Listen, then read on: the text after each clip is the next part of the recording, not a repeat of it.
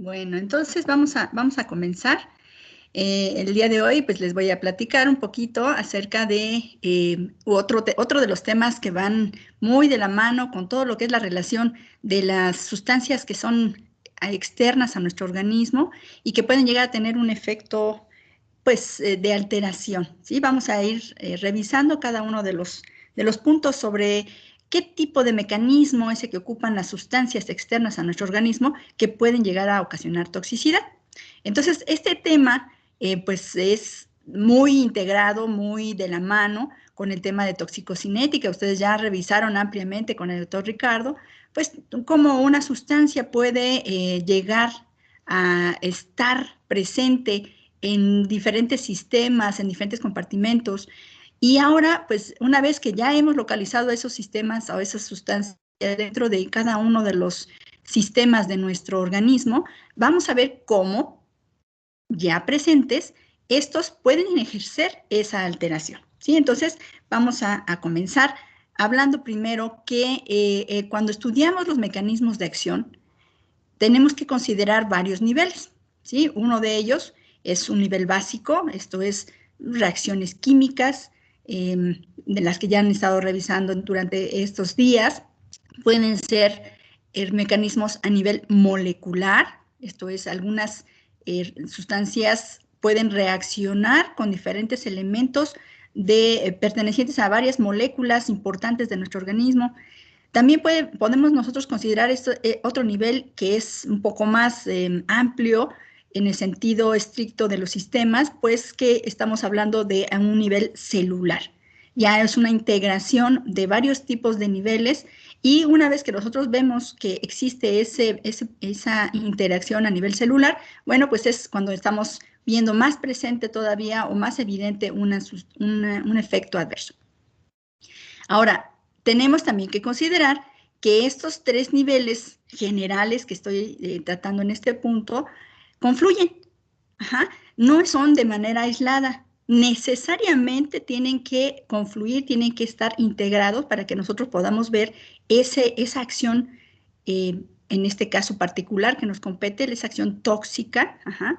Cuando hablamos de un fármaco con un fin terapéutico, bueno, vamos a ver una acción farmacológica, pero en este caso vamos a hablar de una manera más general de muchas otras sustancias, incluidas los fármacos, que pueden llegar a alterar las funciones básicas de una célula, de una molécula o de una reacción química con la cual vamos a vernos reflejado esta respuesta como un efecto tóxico. Entonces, esta serie de mecanismos que pudieran ser muy sencillos, dados una serie de reacciones químicas, nos ayudan, por otro lado, a que podamos sistematizar cómo es que podemos encontrar nosotros esa respuesta a nivel básico, molecular y celular. Es cuestión de identificarlos. Ahora, para que nosotros podamos observar esa vía de toxicidad, en el libro de Casaret and Dull, en Toxicología General, que lo tienen ustedes por ahí dentro de sus referencias, abordan los mecanismos de toxicidad o toxicodinamia con un esquema que les resumí en esta diapositiva.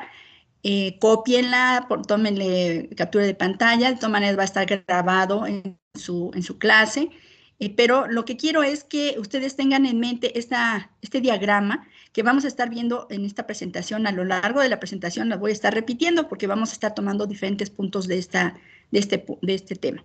Entonces, quiero que vean de manera general ahorita cómo está estructurado. Son cuatro pasos dentro de esta vía de toxicidad.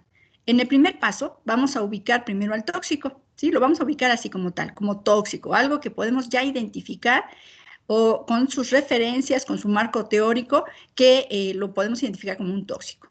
Y después, que este tóxico puede ser administrado, esto es, lo podemos ingerir, puede ser un fármaco que se fue administrado de manera voluntaria, puede ser, pudo haber sido expuesta a la persona o el sujeto de estudio y esto de todas maneras fue integrado al organismo. Esta es lo que constituye el primer paso. Después, el segundo paso, observen ustedes bien, van a ser dos aspectos importantes. Uno, la interacción con la molécula diana, ¿sí? Vamos a verlo todo esto un poquito más detallado en lo que resta de la clase. El otro paso importante, la otra etapa importante es la alteración del ambiente biológico, ¿sí? Esto es el segundo paso.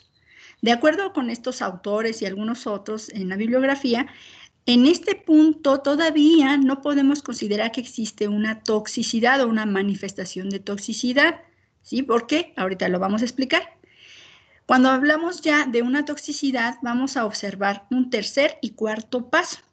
En el tercer paso vamos a ver una lesión o una disfunción celular.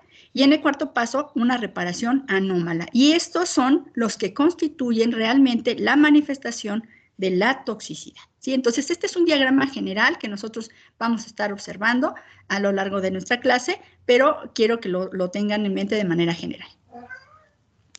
Vamos a ver la primera parte, dentro del primer paso, vamos a ubicar al tóxico. Ajá, ¿qué es un tóxico? El tóxico final es esa especie química, ahora sí vamos a hablar de una especie química, esa estructura, ese elemento que va a reaccionar con una molécula, ajá, y que puede llegar a tener un efecto de modificación de ese ambiente biológico dentro del organismo. Aquí les pongo yo a Drácula y una cabeza de ajo. Ajá. Sabemos que un elemento puede ser específicamente dañino para un individuo. Puede ser, en este caso, ficticio, por supuesto, el ajo contra este ser ficticio también, pero sabemos que es particularmente malo, ajá, o adverso para ese individuo. Podemos pensar, ya poniéndole en términos reales, por ejemplo, una partícula de un alergeno que afecta a una persona que es hipersensible y que le va a provocar una reacción de rinitis, por ejemplo. O más aún, o peor aún, dependiendo del grado de daño, un elemento metálico en forma de algún tipo de estructura orgánica que ingresa al organismo de un minero y este minero, bueno, pues puede desarrollar alteraciones pulmonares.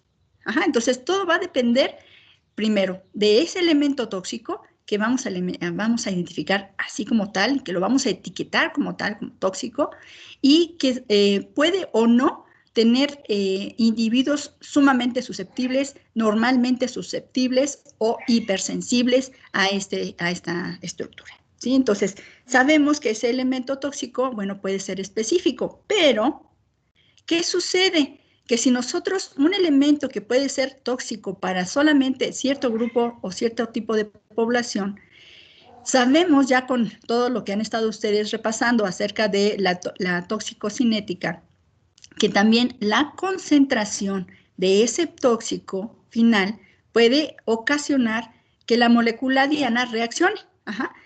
A lo mejor un solo diente de ajo no mata a Drácula, pero sí todo un collar de ajos lo puede matar.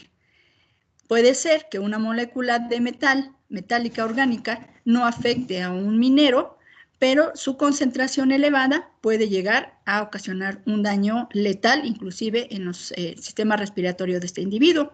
O si estamos hablando de un individuo que no está relacionado con el área de la metalurgia, bueno, pues entonces podríamos pensar que esa concentración puede llegar a ocasionar un problema relativamente más elevado, ajá, dependiendo del sitio de acción en el que se encuentre. Ajá, entonces ya tocamos aquí un punto, el sitio de acción. Cuando nosotros hablamos de diferentes sustancias, podemos pensar en sustancias que probablemente son muy cotidianas, pero seguramente ustedes como químicos farmacéuticos industriales ya se les ha hecho el hábito de ver las etiquetas de lo que contienen las sustancias que ustedes usan.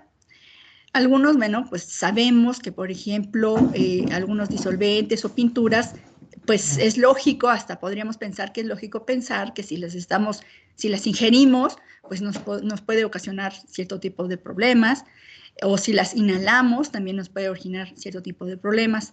Y todo esto, pues, está identificado en la etiqueta de la sustancia o del objeto que estamos usando de manera cotidiana.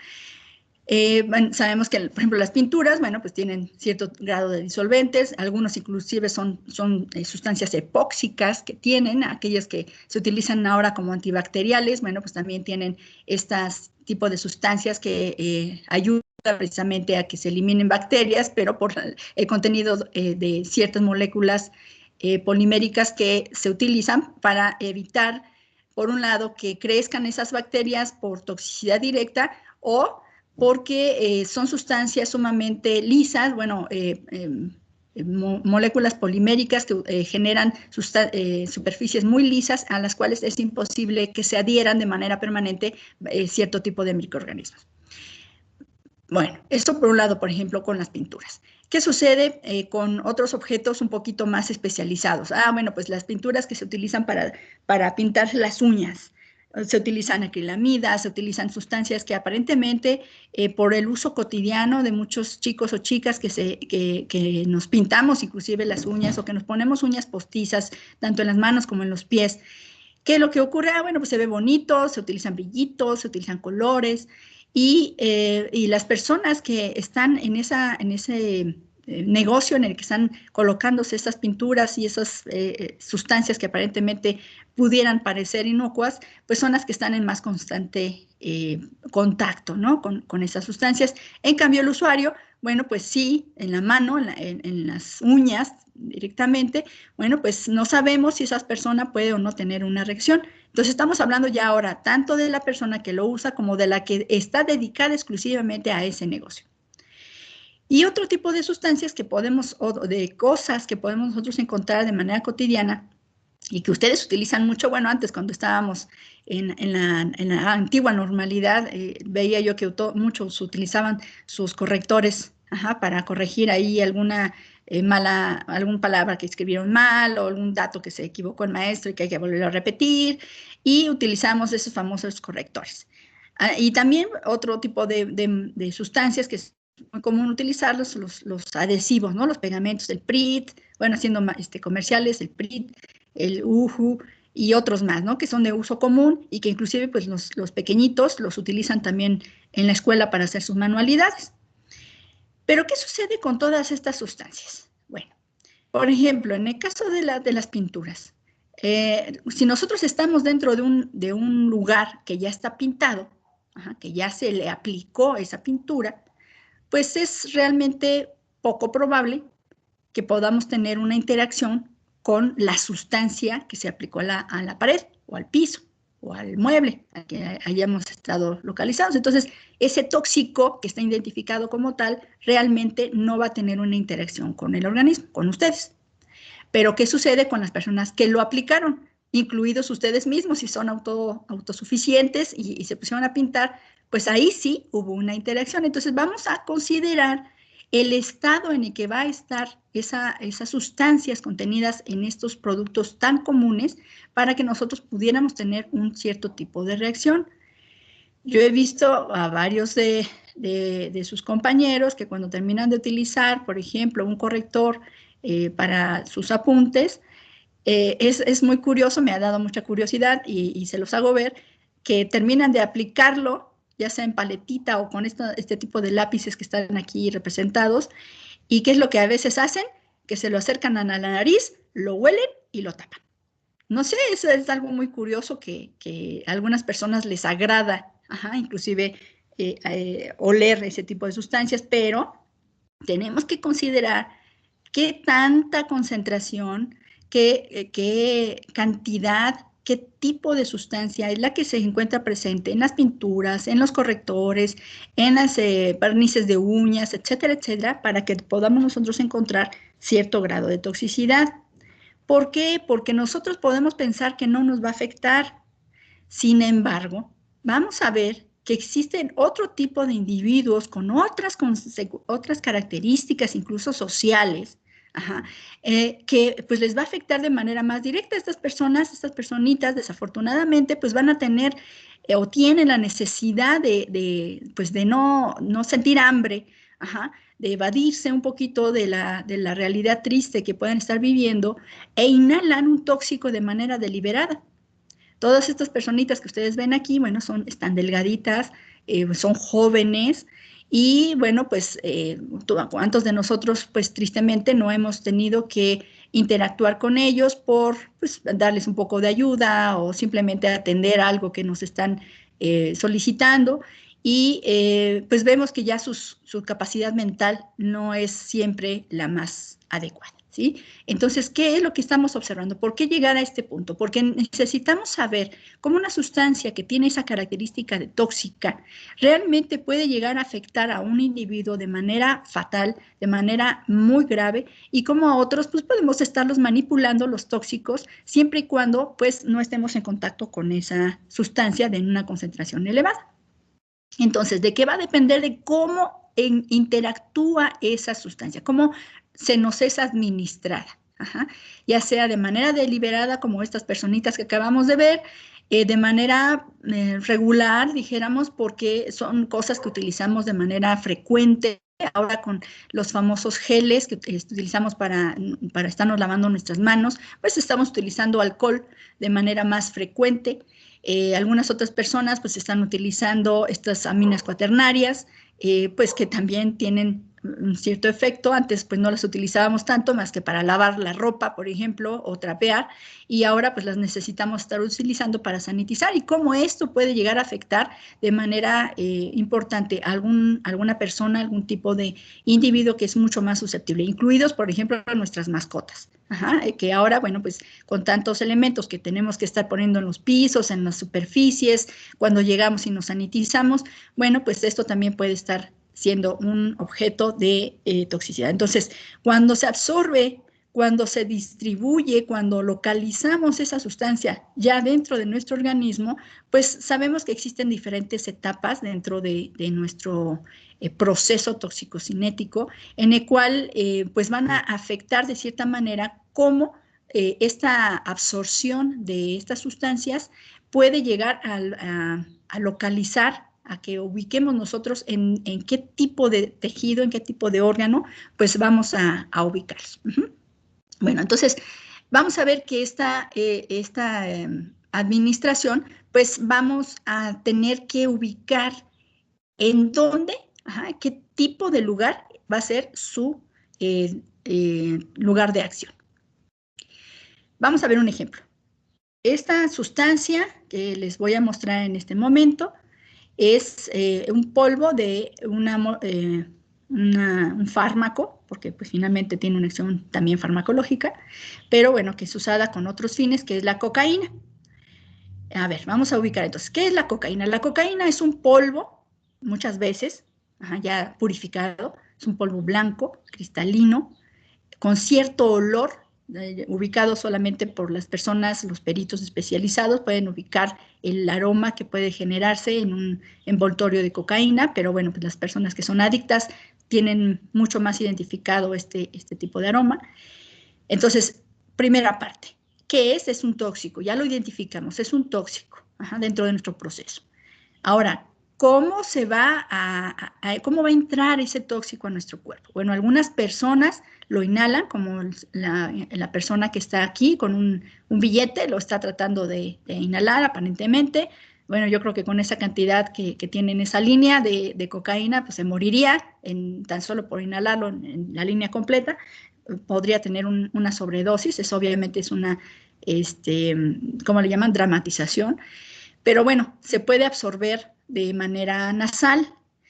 Otros se lo ponen en la lengua, otros se lo ponen en la boca, otros se lo ponen en otros orificios. Por ejemplo, se lo pueden poner a través del ano, se lo pueden poner algunos en la vagina, otros en los oídos, y hay algunos otros más loquitos que se los ponen en los ojos.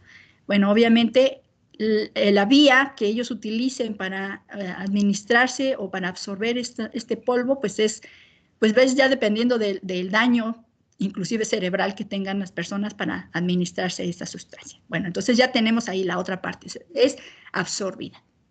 Y vamos a ver, vamos a recordar este ejemplo ahora que sigamos avanzando en la clase. ¿Por qué? Porque vamos a ver que una vez que nosotros ubicamos esa sustancia tóxica, que sabemos que se va a absorber, vamos a tratar de localizar en dónde ejerce ese efecto, dependiendo de qué, de las características químicas, primero, que tienen las sustancias y de sus características de transporte a través de las membranas y de las propiedades inherentes a la sustancia química y su relación con los sitios de acción.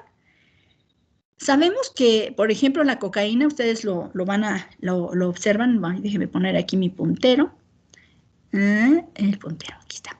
Vamos a ver, vamos a ubicar primero en este ejemplo a la cocaína. La cocaína vemos nosotros que tiene aquí, está representada con esta figurita naranja, y la vamos a ubicar en estos puntos de aquí abajo. Ahorita los vamos a explicar. Vamos a ubicar también a la dopamina con estos puntitos cafés, que también los vamos a ubicar aquí abajito, para que tengamos muy identificados qué es de lo que se trata. Tenemos aquí a esta estructura, este dibujo que está aquí, esta es una neurona transmisora y la estructura que tenemos aquí abajo es una neurona receptora. Estos cuadritos verdes que nosotros tenemos ubicados son los receptores de dopamina, mientras que los rectángulos azulitos, bueno, yo los veo azules, son los transportadores de dopamina, ¿sí?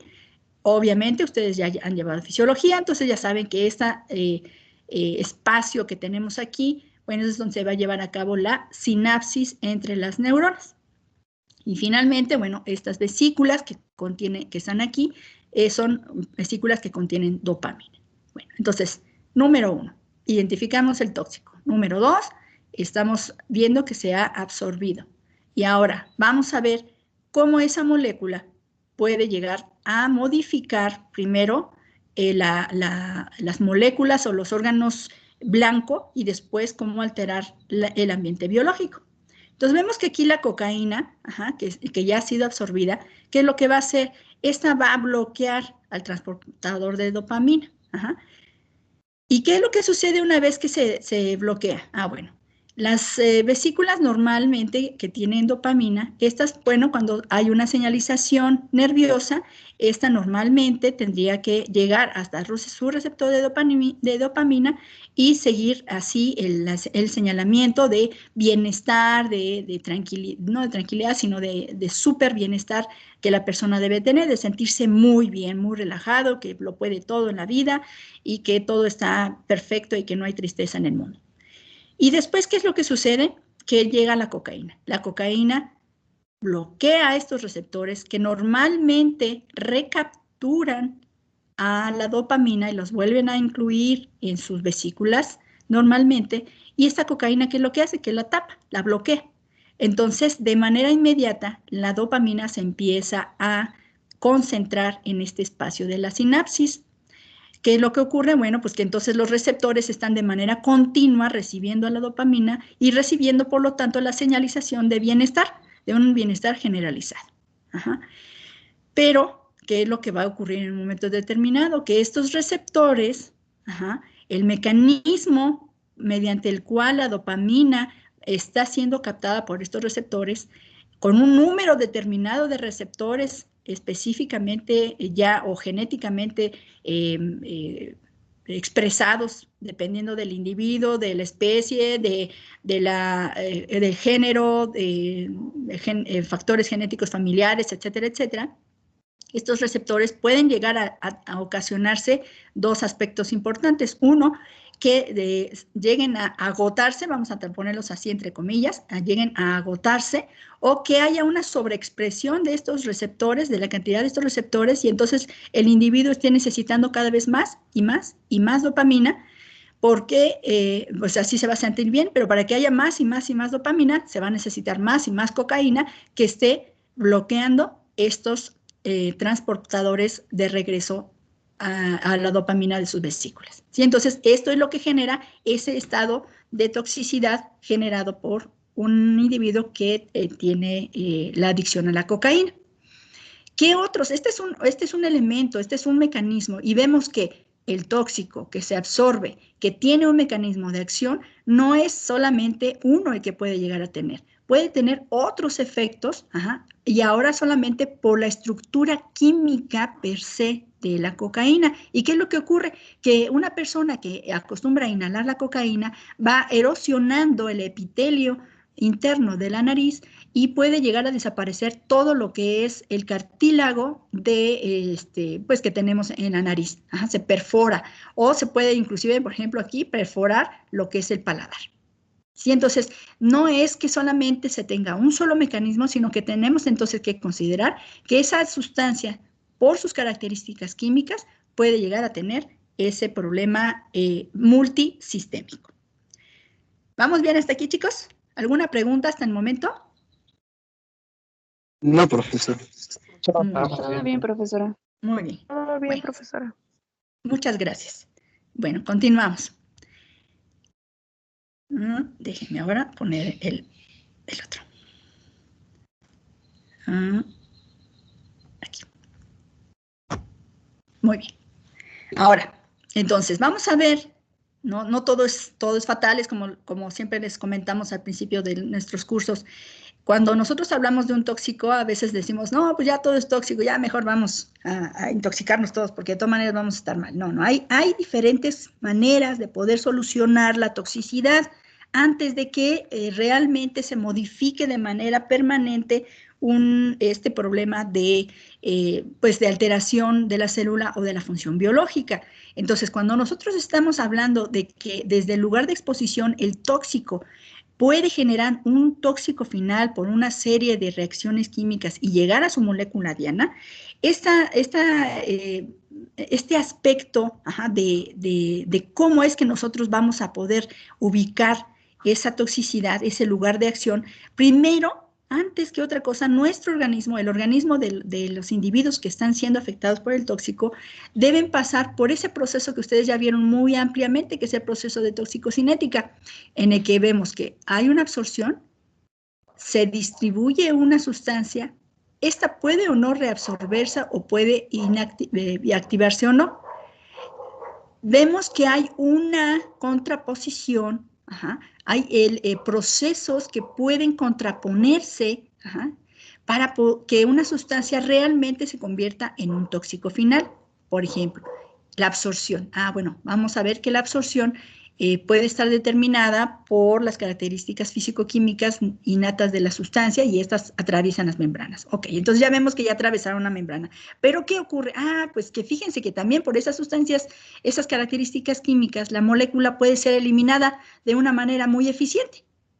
Bueno, pues entonces a lo mejor si yo inhalé monóxido de carbono y que es potencialmente tóxico para mi organismo, pues también puede ser eliminado de manera muy eficiente a través de los pulmones por una competencia de presión de oxígeno propiamente, y ser eliminadas directamente a través de los pulmones.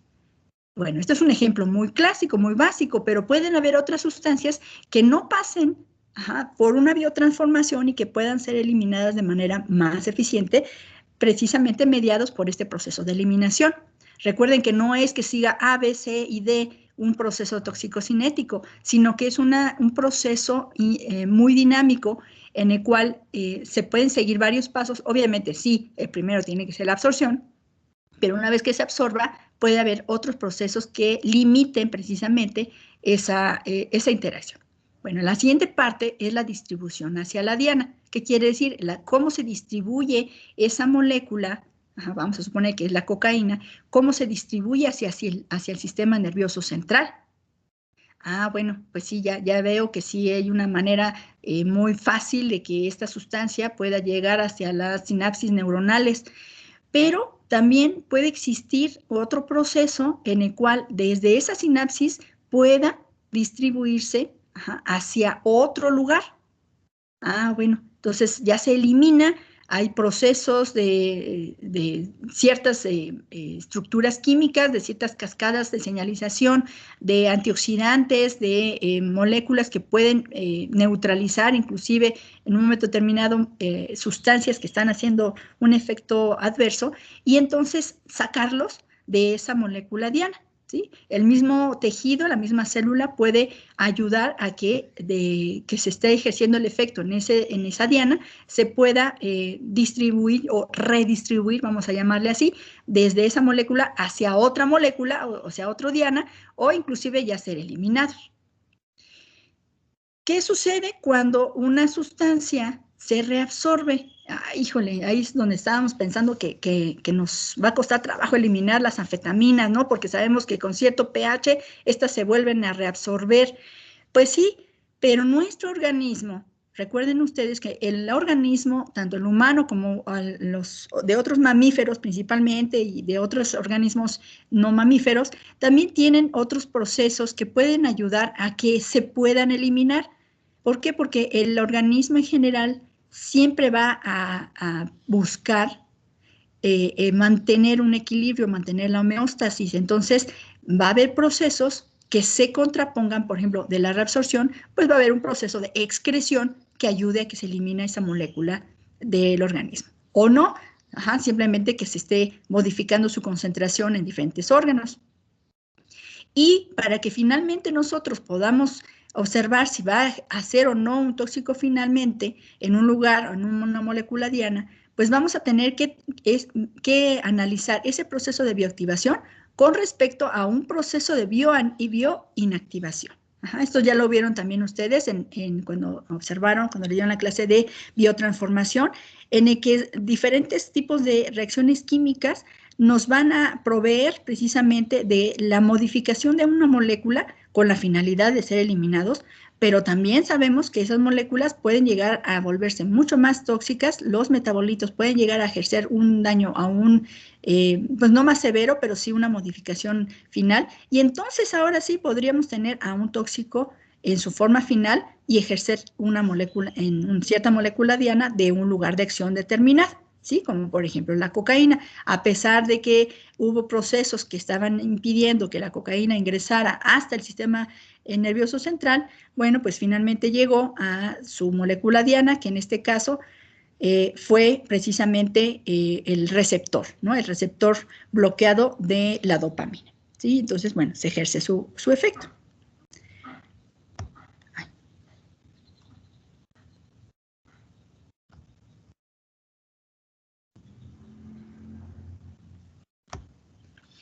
Ok, entonces vemos que esa absorción, cuando la estamos colocando frente a la eliminación presistémica, pues vamos a ver que la sustancia no va a, bueno, puede ser o no puede ser transferida, perdón, hasta la circulación general, pero acuérdense que durante esa transferencia o esa pérdida de esa sustancia hacia la circulación general, puede haber o no sustancias tóxicas y que éstas sean realmente eliminadas. Entonces, esa es la capacidad que se puede tener.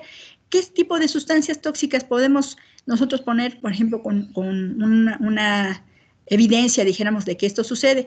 Vamos a poner, bueno, aquí les puse el tabaco en primer plano, pero lo que realmente me interesa que ustedes vean es este dibujito que tengo aquí, en el que está una mamá que está en el proceso de lactancia y que fuma.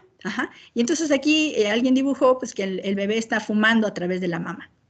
Dicen ellos, bueno, ok, hay quienes indican que la excreción a través de la leche materna no es tan importante como pudiera ser otro tipo de procesos. Sin embargo, se ha demostrado que hay trazas de muchas de estas sustancias que ya están identificadas como sustancias tóxicas dentro del tabaco. ¿Qué es lo que hace que sea riesgoso que un bebé esté en la lactancia de una mamá que fuma o de una mamá que es adicta a la cocaína? ¿Qué es lo importante, chicos?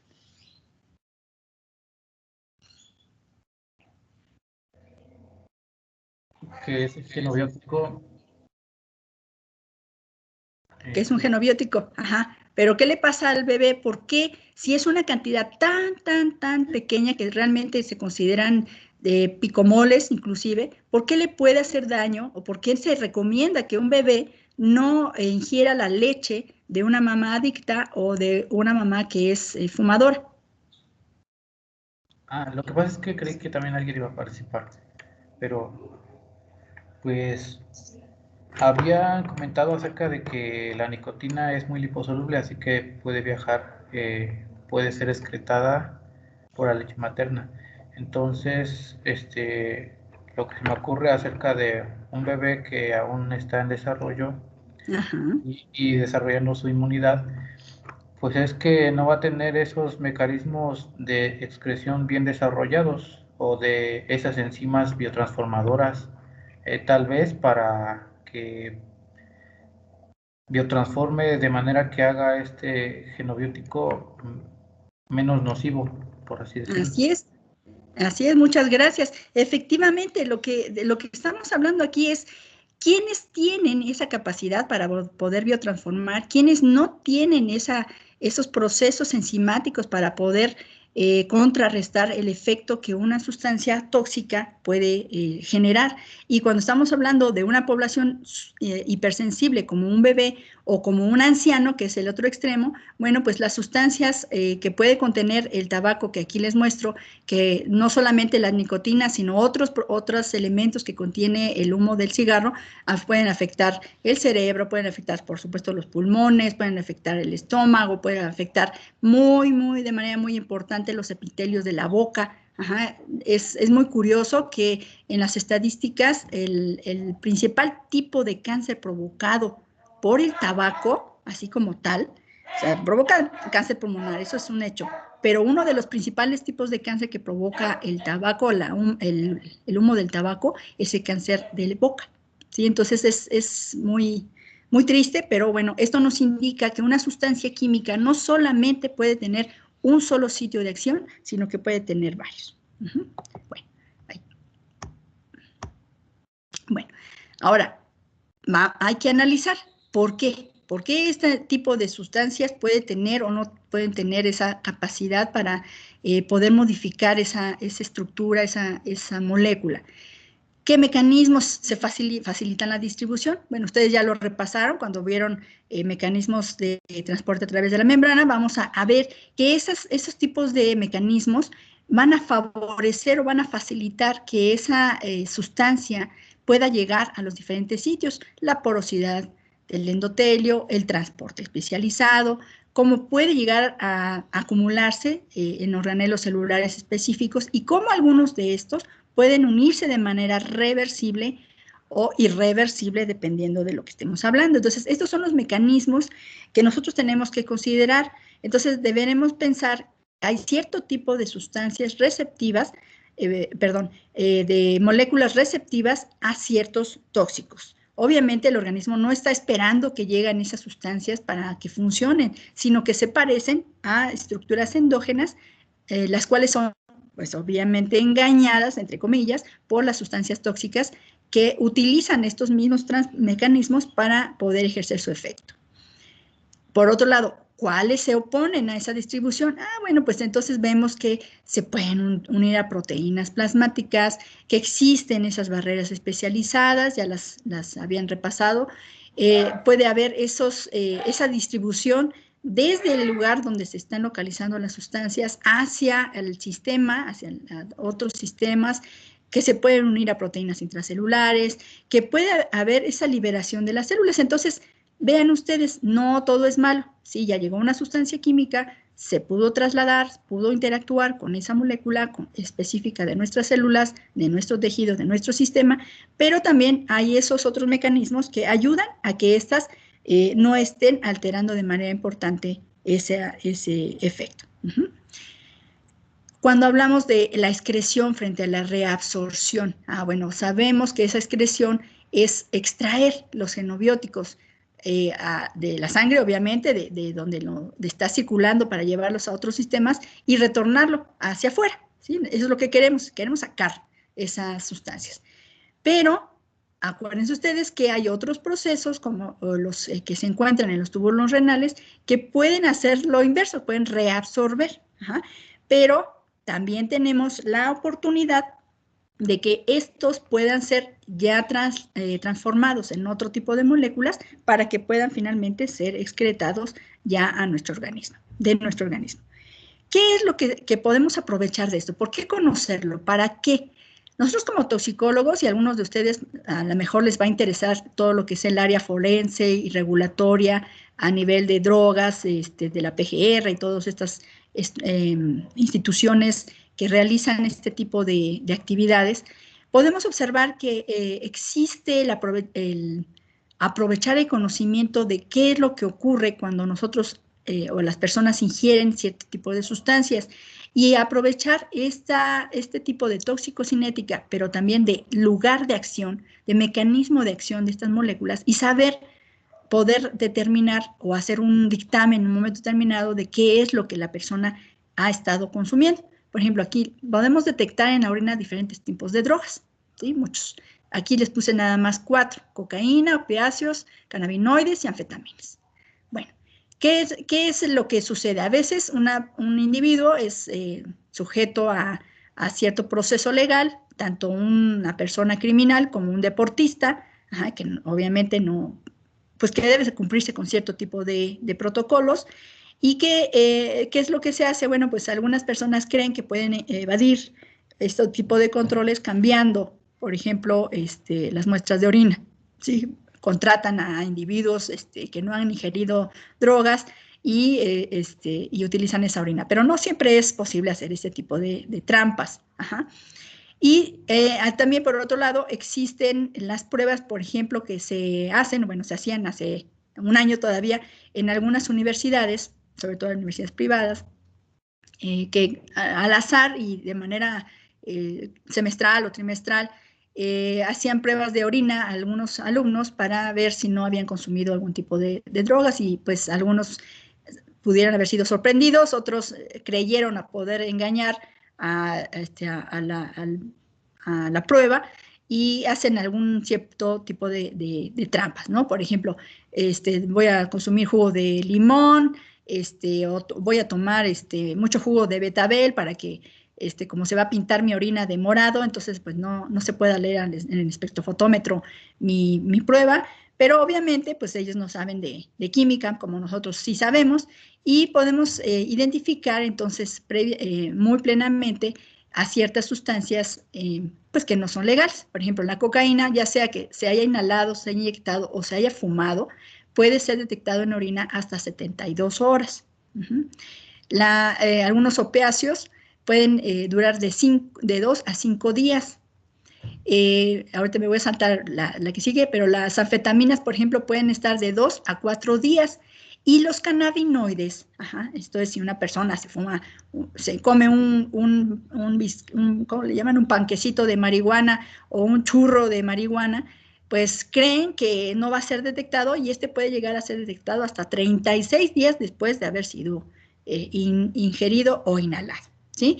Pero todo esto, ¿cómo es que se supo? Bueno, pues primero por los principios toxicocinéticos, pero también porque se sabe cuál es ese mecanismo de acción, a qué moléculas del organismo llega, cómo se almacena y cómo puede ser biotransformado desde ese sitio de acción hacia su excreción por la orina, ¿sí? Entonces, todo este conocimiento no es nada más, pues es aburrido, no me interesa, tiene cierto tipo de aplicación. Vamos a ver otra sustancia, no necesariamente una sustancia psicotrópica. Vamos a ver, por ejemplo, el clenbuterol. El clenbuterol es una sustancia que se utiliza como tratamiento para el asma, no para todos, ¿sí? Ciertos tipos de médicos, bueno, no ciertos tipos de médicos, ciertos médicos utilizan para cierto tipo de problemas asmáticos al clenbuterol en una concentración determinada. Y bueno, estos pues obviamente son broncodilatadores y ayudan a las personas con este tipo de problemas a poder pues tener una mejor oxigenación, etcétera, etcétera. Pero ¿qué es lo que sucede cuando se utiliza de manera ilegal? Bueno, hay dos tipos de usos. Unos se los dan a los animales, a las reses principalmente, para poder generar una mayor masa muscular y entonces tener animales más grandes y por lo tanto pesan más y por lo tanto pues pueden venderlos a un mejor precio porque los venden por kilo, no por animal. Entonces, esa es una manera que hacen algunos ganaderos de manera ilegal, utilizan ese tipo de anabólicos para los animales y pues los venden de esa manera. Hay reglamentos, sí hay cierto tipo de sustancias, el clenbuterol ya está prohibido totalmente su uso en animales, pero hay otro tipo de anabólicos que sí son utilizados y que precisamente aprovechando ese mecanismo que favorece el crecimiento de masa muscular, les permiten que los animales utilicen se les sean administradas esas sustancias y entonces generen mayor masa muscular. es un crecimiento temporal. Ajá, hay que tomar en cuenta eso, es un crecimiento temporal. Por lo tanto, cuando los protocolos, por ejemplo, de COFEPRIS, indican que deben si pueden utilizar esas sustancias anabólicas en los animales, pero deben al menos pasar 40 días antes de que puedan ser vendidos para el consumo humano. Y bueno, pues obviamente muchas veces no se respeta ese protocolo, pero bueno, esa es otra historia. Ahora, ¿qué es lo que sucede con el clenbuterol y con ciertos individuos? Por ejemplo, algunos deportistas. Hace algunos años hubo por ahí un escándalo en que ciertos futbolistas mexicanos habían salido positivos a clenbuterol y ellos dijeron, es que no es así, lo que pasa es que comimos hace 2 días, o no me acuerdo, un par de días, no había sido mucho, que habían sido invitados por un individuo y habían comido sendos filetes de res, agasajados, ¿no? Precisamente porque eran miembros de la selección mexicana. Y entonces ellos, pues todos fueron castigados, dijéramos así, por esta identificación de clenbuterol en su sistema. Y bueno, pues las cantidades que mostraron, pues sí nos daban un poquito de risa a los que habíamos leído la noticia, porque inclusive uno de ellos había aparecido con 4.2 nanogramos, y dicen, ay, no, están exagerados, pues sí es bien poquito. Entonces aquí es donde cabe precisamente ese análisis que ustedes como toxicólogos, químicos, farmacéuticos deben ejercer. Sí, es una cantidad muy pequeña, hablamos de nanogramos, pero si nosotros analizamos, si nosotros estudiamos y repasamos cuál es ese proceso toxicocinético en primer lugar, y después cuál es el mecanismo de acción que tiene esa sustancia, y estamos localizando en orina, ya no en el tejido, en orina, estamos localizando una cantidad que es mayor a 0.05 nanogramos, entonces es evidente que estas personas no comieron un bistec con mucho clenbuterol, ya estaban consumiendo clenbuterol para una mayor eficiencia en la cancha. ¿Sí? Entonces, eso es algo que pues no miden, o sea, nada más piensan en que pueden tener una mayor resistencia, que pueden tener mayor masa muscular con los ejercicios que hacen, cosa que sería una tontería, porque ya simplemente con una dieta rica en proteínas y otros complementos y el ejercicio que hacen estos deportistas, pues con eso tendría que ser suficiente. Entonces, ¿qué hace el clenbuterol? Bueno, es una sustancia que ejerce una acción directa sobre receptores beta, de los 3 tipos que existen sobre ese tipo de acción, y ¿en dónde se van a encontrar? Se pueden encontrar estos receptores beta 1, por ejemplo, en el corazón, los receptores beta 2 en el músculo liso, en el músculo estriado, pero también en el hígado, y los receptores beta 3 en ciertas células, bueno, en las células adiposas. ¿Qué es lo que hacen? Los beta 1 aumentan la fuerza y velocidad de contracción, entonces la capacidad de un individuo de correr, por ejemplo, se va incrementada antes de que pueda tener, por ejemplo, un daño de un calambre.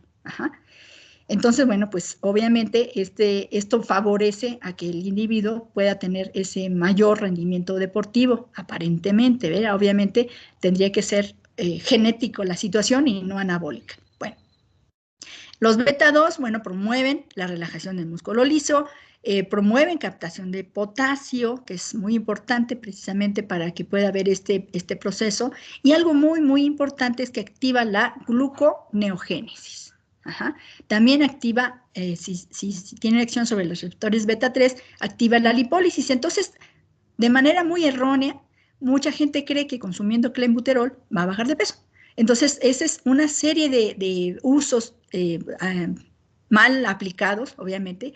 El clenbuterol está diseñado para un uso en particular, que es el tratamiento broncodilatador en personas asmáticas y no para otras cosas. ¿Sí? Entonces, esta es parte de esos ejemplos que nosotros podemos ver de por qué es importante estudiar los mecanismos de toxicidad.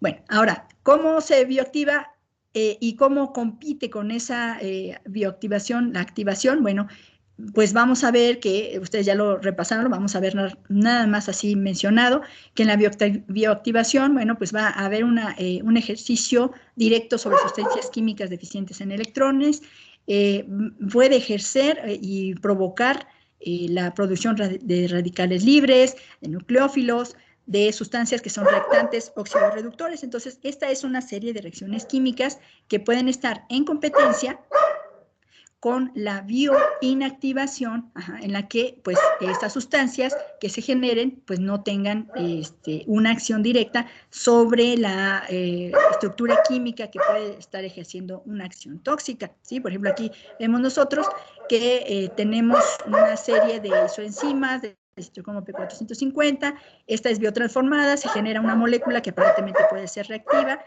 que puede ejercer un efecto sobre una molécula diana, pero sabemos que puede existir una reacción en la cual esta puede ser conjugada o inactivada y se pueda eliminar, ¿sí? Entonces, esto es lo que ustedes vieron en la biotransformación y de aquí la importancia que lo comentemos en este punto. Cuando hablamos de los nucleófilos, bueno, pues vemos que puede haber este tipo de conjugaciones y los grupos funcionales que son importantes para que pueda ejercerse una reacción, una acción tóxica en una molécula, bueno, pues pueden ser o no conjugados y entonces no tener ya el efecto tóxico. Lo mismo sucede con las sustancias electrofílicas, puede haber esa conjugación, algunas de nuestras moléculas endógenas pueden tener esa acción para contrarrestar la toxicidad de una sustancia. Obviamente estas moléculas endógenas, como el glutatión, por ejemplo, bueno, pues pueden estar localizadas en diferentes partes de nuestro organismo, principalmente o de manera muy abundante en el hígado, pero existen en otros lugares, y de esta manera detoxificar a nuestro organismo de esas sustancias. No, igualmente de los radicales libres puede haber esa reacción a cambiarlas para que no ejerza ningún tipo de acción tóxica, y pues las toxinas proteicas, que son algunas sustancias que pueden ingresar a nuestro organismo, pues también pueden ser biotransformadas.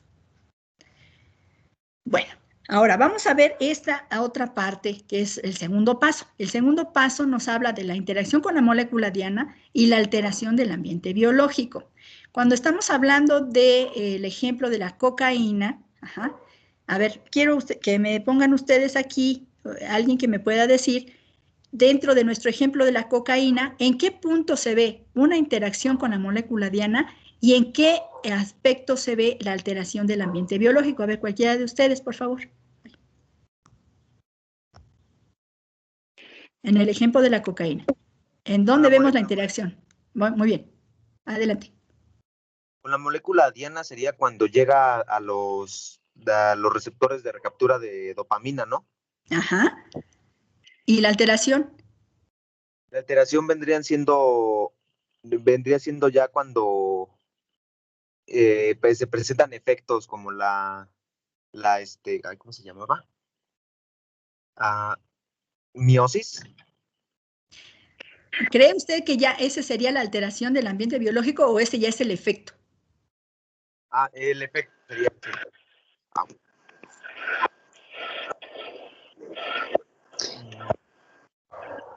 La alteración podría ser la lesión que produce en el tejido, por ejemplo, en la nariz o en el paladar.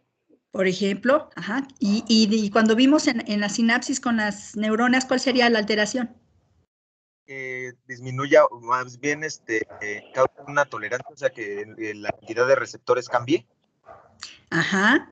¿Qué otra alteración? Muy evidente.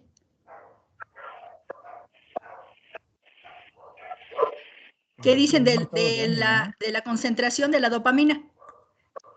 ¿Sí? Esta es una alteración. O sea, está normal todavía, porque son moléculas, la dopamina es una molécula normal de esa sinapsis, pero está aumentada su concentración. ¿Sí? Esa es una alteración.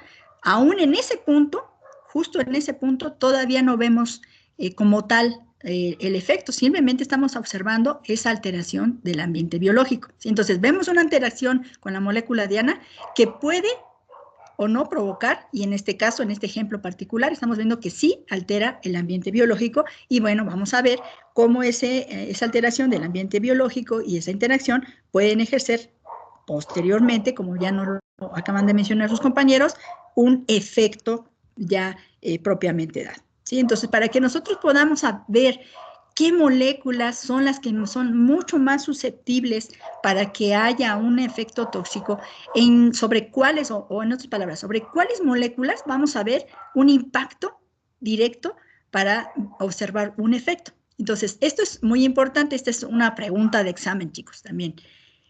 Estas moléculas, las más importantes para que podamos ver una trascendencia toxicológica son los ácidos nucleicos, las proteínas y las membranas. Entiéndase en las membranas que nos podemos enfocar un poquito más en los lípidos, los componentes lipídicos de las membranas, ¿sí? Entonces, estamos observando que, por ejemplo, la cocaína pudo atravesar, por ser lipofílica, bueno, pues puede atravesar membranas celulares tales como las que se encuentran en el sistema nervioso central, y entonces ahí ejercer un efecto sobre las proteínas que están directamente relacionadas con los receptores, y a su vez estos modificar la expresión a través de los dos tipos de ácidos nucleicos que se contienen, y entonces modificar la expresión de las proteínas hacia los lípidos, y se hace un círculo vicioso, dijéramos, en el caso de la cocaína. No todas las sustancias, por supuesto, no todas las sustancias van a tener un efecto sobre estos tres elementos, pero vamos a ver que pueden ejercer un efecto indirecto. ¿Sí queda claro, chicos? Sí, profesora. Ok. ¿Alguna duda hasta aquí? Voy muy rápido.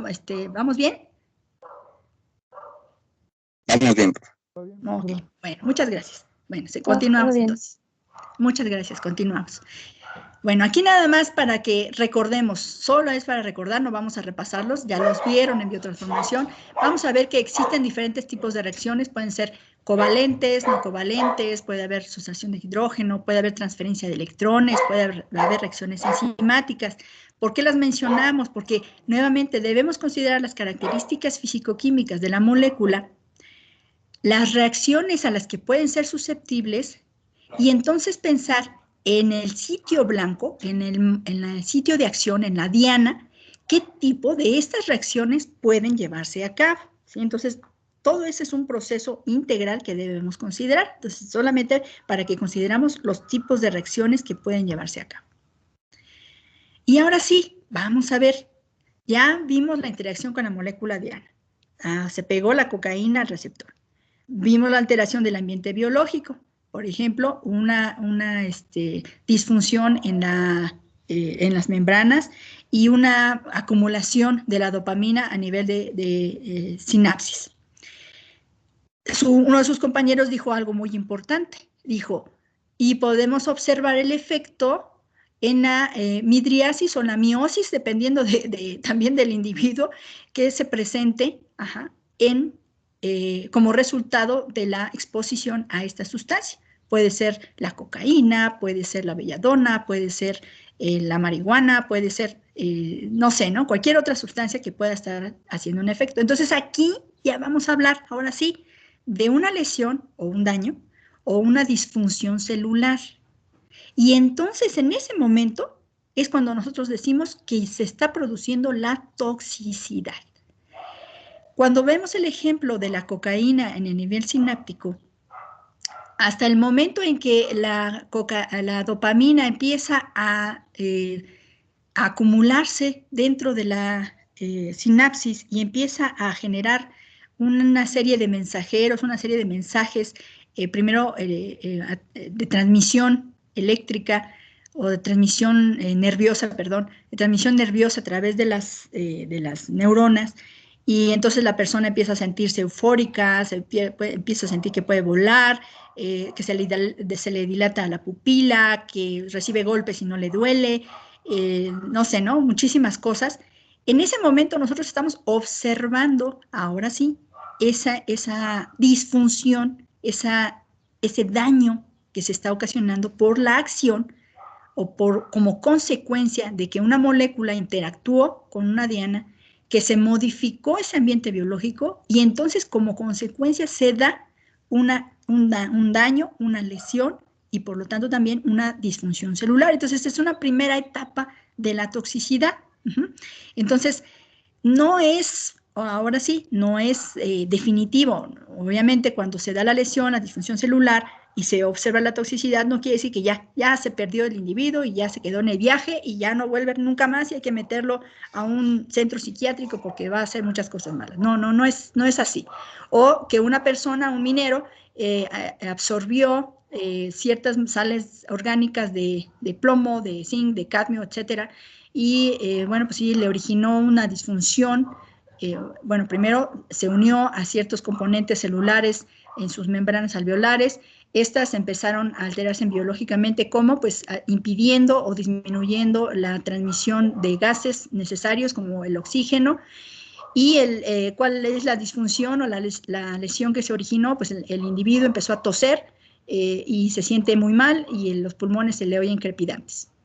Bueno, esa es la toxicidad, pero afortunadamente a este minero lo pueden reubicar en otro lugar, darle una serie de tratamientos para que pueda volver a generarse una función celular normal y ya, no queda un daño mucho mayor en algunos de los casos. Obviamente siempre vamos a hablar concentración y tiempo, que son los parámetros importantes de la toxicología. Entonces vemos que se genera esta lesión o disfunción celular. Esta alteración molecular, bueno, pues entonces puede ser reparada, esta molécula que ejerce un efecto sobre estas moléculas que están siendo tóxicas. Entra una estructura, la que sea, una molécula, una célula, un macrófago, lo que sea, y empieza a haber una reparación molecular normal.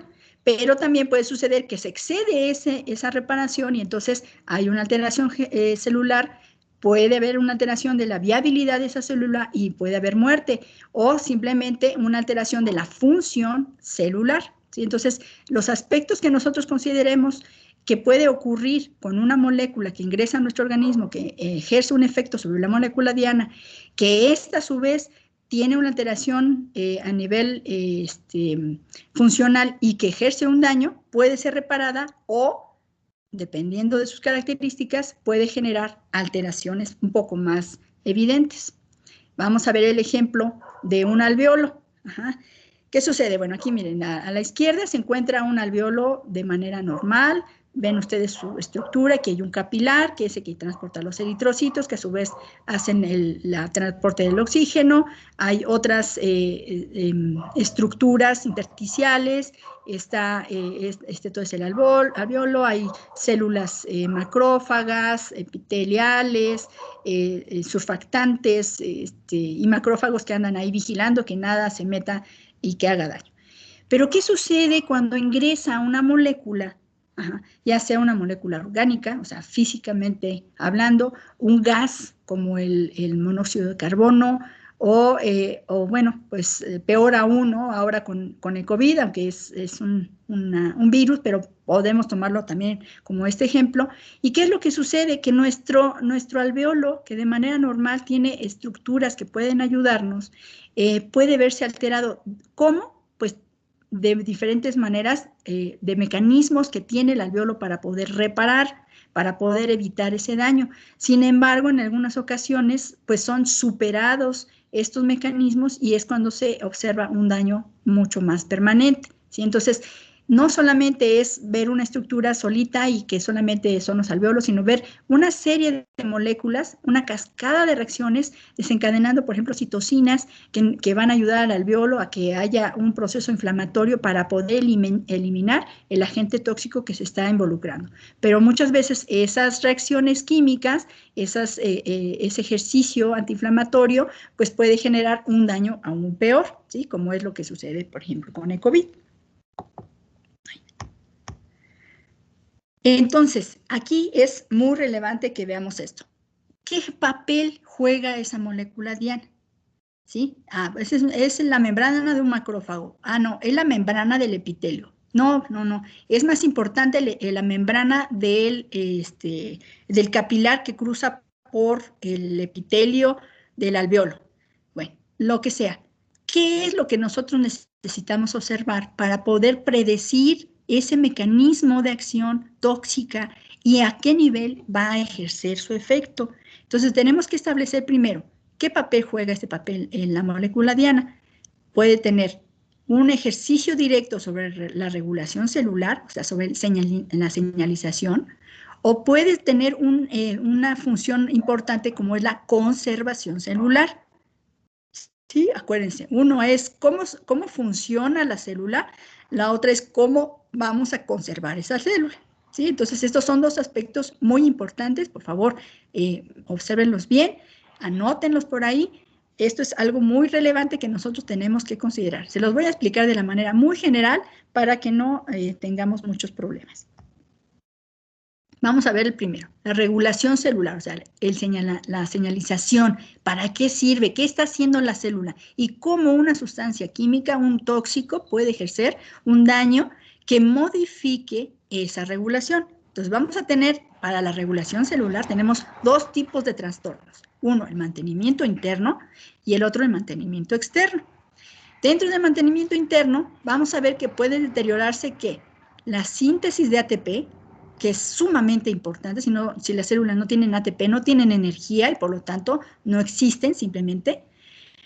Regulación de calcio. Ustedes saben, ustedes ya han llevado fisiología y saben la importancia que tiene el calcio como recambio para diferentes funciones, incluidas, por supuesto, la transmisión nerviosa. Puede deteriorarse la síntesis de proteínas, por ejemplo, no solamente deteriorarse en el sentido de que no haya esa síntesis, sino que puede haber una sobreexpresión de síntesis de proteínas. Y finalmente puede haber un deterioro de las funciones de membrana. ¿Por qué? Pues porque los lípidos se ven modificados. Por ejemplo, con una lipoperoxidación por radicales libres generados por un proceso inflamatorio o por una sustancia que es oxidante, puede generar esta alteración. Entonces, ustedes se ven aquí, en este deterioro, estamos observando los tres elementos más importantes sobre los cuales ejerce su acción una sustancia tóxica. DNA, proteínas y membrana. Ahora, por el otro lado, está el trastorno del mantenimiento externo. ¿Qué es lo que sucede aquí? Bueno, pues que se deterioran precisamente las funciones de estos sistemas que se están integrando. Si la célula pierde o está lipoperoxidada, entonces la membrana empieza a tener problemas para transportar iones y otras moléculas importantes a su interior o desde su interior hacia el exterior, y entonces esta empieza a tener una disfunción en cuanto a esa actividad externa de la célula, ¿sí? Entonces, estos son los dos puntos importantes de la regulación celular: mantenimiento interno y mantenimiento externo. Ahora, el otro punto del papel importante de la molécula, la conservación celular. También tenemos aquí dos tipos de trastornos. Uno, que es el trastorno. Me adelanté mucho. El trastorno de la regulación de la expresión génica. ¿Qué es lo que ocurre? Que puede ser de manera inapropiada. Este trastorno ya no regula de manera normal la división celular, la apoptosis, la síntesis de proteínas, que son aspectos muy importantes para la sobrevivencia de una célula, ¿sí? Por eso es importante en este punto la conservación celular. Si esto ya no ocurre, pues la célula puede dejar de estar reproduciéndose. Esto es, ya no hay un sistema completo, íntegro, y entonces se ve que hay una inadecuada expresión de estos tres elementos, estos tres puntos. Y por el otro lado, el trastorno de la función celular continua. ¿Qué quiere decir? Bueno, por ejemplo, aquí, ¿no? Estábamos viendo que la cocaína ejerce su efecto sobre una diana molecular, y que lo que ocurre que va a haber alteraciones, por ejemplo, aquí, neuromusculares. Pero bueno, puede haber otras sustancias como por ejemplo los organofosforados, como el ciclorfón, que ustedes estuvieron repasando ahora en su práctica 1 y 2. ¿Qué es lo que ocurre? Bueno, pues se pega esa molécula a una acetilcolinesterasa, que entonces hace que se acumule la acetilcolina y por lo tanto también haya cierto tipo de alteraciones, ¿sí? Entonces, la conservación celular también es muy relevante que nosotros consideremos qué es lo que se va a ejercer, qué daño se va a ejercer y cómo nosotros lo vamos a observar para delimitar qué tipo de mecanismo de acción es el que está ocurriendo. Entonces, una molécula se altera de manera general por un metabolito reactivo. Puede ocurrir un proceso, por ejemplo, como una necrosis, un proceso inflamatorio que acarrea macrófagos que los eliminen. Puede haber un proceso de apoptosis, y con este puede haber un cierto grado de proliferación que restaurativa para que se pueda recuperar esa célula o ese sistema que está siendo afectado. Puede haber una reparación molecular o puede haber, por otro lado, una transformación neoplásica que genera pues, los diferentes tipos de cáncer. Entonces vemos nosotros que esa conservación celular pues es también muy importante. Vamos a verlo aquí con el ejemplo de los alvéolos. Si nosotros observamos que se modifica esa conservación celular, se logra una reparación, pero vista desde el punto punto de vista, valga la redundancia, de la función general que tenía una serie de bronquios y con sus alvéolos, bueno, pues estas sí se recuperaron, el individuo no falleció, pero su función celular ya cambió. ¿Por qué? Porque hubo un cierto grado de fibrosis como medio de recuperación al ataque de una sustancia externa. Y bueno, finalmente podemos observar, como lo acabamos de mencionar, que puede haber esta lesión, este daño, esta disfunción celular, y como lo vimos ahorita con los alvéolos, puede haber una reparación anómala, y entonces esa reparación anómala también nos da ese proceso de toxicidad.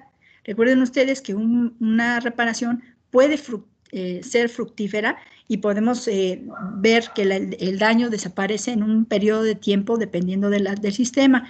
Sin embargo, cuando existe ya una reparación anómala, entonces es cuando vemos el último paso de este proceso de toxicidad en el que vamos a observar ya este tipo de daño. Entonces, vemos que esta reparación pues no solamente va a ser de manera muy puntual, sino muchas veces ejerce un daño ya a nivel sistémico. ¿Cuántos tipos de reparación existen? Bueno, de manera general aquí se los quise agrupar, si no, no terminamos ni en 4 días. Va a haber un tipo molecular, un tipo celular y un tipo tisular. Estos son los 3 tipos de reparación que vamos nosotros a priorizar o que vamos a observar de manera muy importante cuando estamos observando esa toxicidad que se está manifestando en el organismo que está siendo afectado. Cuando vemos el tipo de reparación molecular, vemos que se reparan proteínas, que se reparan lípidos o hay una reparación de ADN. Si vemos que es un tipo de reparación celular, entonces vemos que puede haber, por ejemplo, cierto tipo de lesiones axonales en ciertos tipos de neuronas y estas pueden ser reparadas, dependiendo precisamente de dónde se están localizando. Más adelante en el curso, cuando veamos neurotoxicidad, vamos a explicar un poquito más a qué nos referimos con esto, pero lo importante aquí es que ustedes observen que este tipo de reparación de célula, de manera general, puede llevarse a cabo si se ejerció un mecanismo de acción sobre ese sistema, esa célula en particular. Y el otro tipo es la reparación tisular. ¿Y a qué se refiere? Bueno, pues que ese conjunto de células que conforman un tejido puede ser reparado por un proceso de apoptosis, por ejemplo, o de proliferación, pero específicamente de regeneración de tejido, como por ejemplo en las células hepáticas, en los hepatocitos, o en la apoptosis, por ejemplo, pues hubo un daño por una quemadura química, pues en la piel, vamos a suponerlo, se incrementa ese proceso de apoptosis y se genera una proliferación o una recuperación de las células dérmicas, ¿sí? Entonces, estos son los 3 tipos de reparación que pueden ejercerse cuando existe un daño de toxicidad.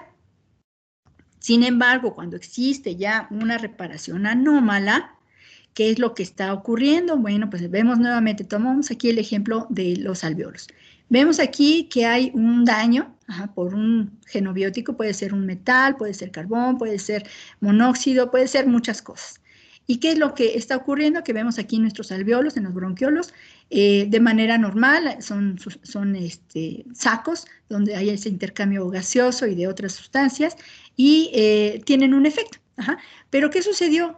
Ustedes recuerdan que de los 3 tipos de reparación que hay, bueno, pues pudo existir una reparación ya a nivel de las moléculas, a nivel celular, pero cuando se ejerció un efecto o un tipo de reparación a nivel ya tisular, esta reparación generó una serie de elementos como por ejemplo colágena, depósitos de colágena, y esto genera a su vez tejido fibrótico. Y entonces, pues sí, permanecen, funcionan todavía, viven, vamos a nombrarlo así, los pulmones, pero con una deficiencia para el intercambio de oxígeno.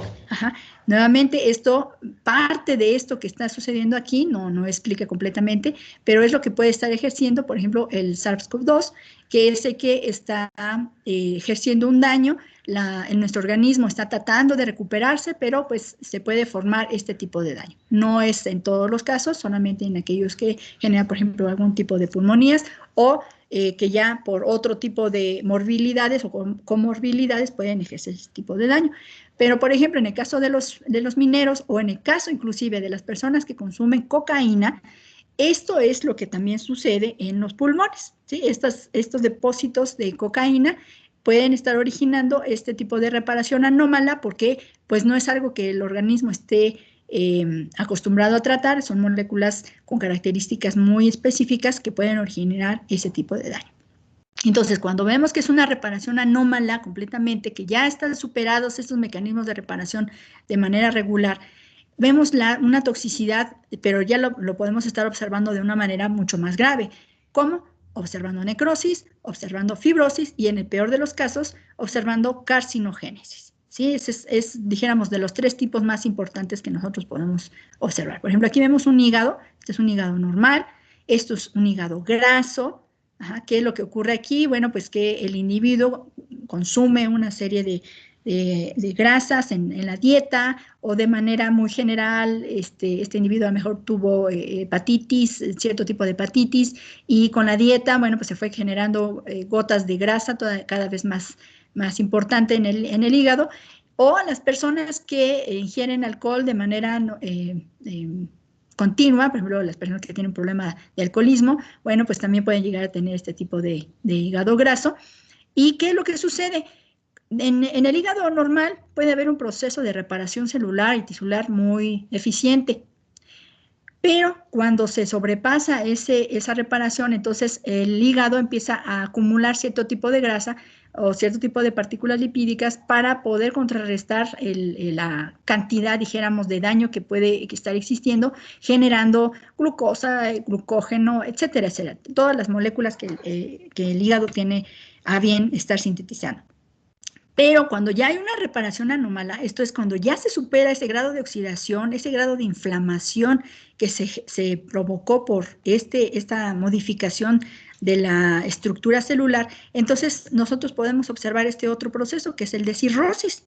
Y ya, en muchos de los casos ya es considerado permanente, ya es una persona que empieza con un proceso de cirrosis, es muy, muy, muy difícil que pueda revertirse este tipo de daño. ¿Sí? Entonces, esta ya es una reparación anómala en la cual puede haber necrosis, hay fibrosis y puede llegar a generarse una carcinogénesis. ¿Sí? Entonces, este tipo de daño es el que nosotros podemos observar ya como un punto final.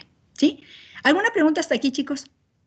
¿Sí queda clara esa importancia sobre el papel que juega la molécula diana para evitar o para ser afectado por las diferentes sustancias tóxicas? Sí, profesora. ¿Sí? ¿Sí? Bueno, Sí, muchas profesora. gracias. Muchas gracias. Bueno, entonces, como ustedes pueden observar, estos mecanismos de toxicidad no solamente es decir, bueno, es que tiene un cierto tipo de mecanismo de toxicidad. Implica el que nosotros ubiquemos, entonces, primero, qué tipo de tóxico es, sus propiedades físico-químicas, cómo se absorbe, cómo va a modificar a una estructura y cómo va a alterar su ambiente. Si esto provoca o no una lesión, una disfunción celular, y si se puede o no recuperar mediante una reparación. Si no es así, entonces puede ocurrir una reparación anómala. En estos últimos dos pasos es cuando observamos nosotros la toxicidad, ¿sí? Bueno. Y bueno, pues hablando de los pulmones, llega un pulmón en un bar y le pregunta al otro que está fumando que cuál es su signo zodiacal. Y él le dice cáncer. Bueno, ese es un chiste ñoño, no me hagan mucho caso. Bueno, ¿alguna pregunta, chicos?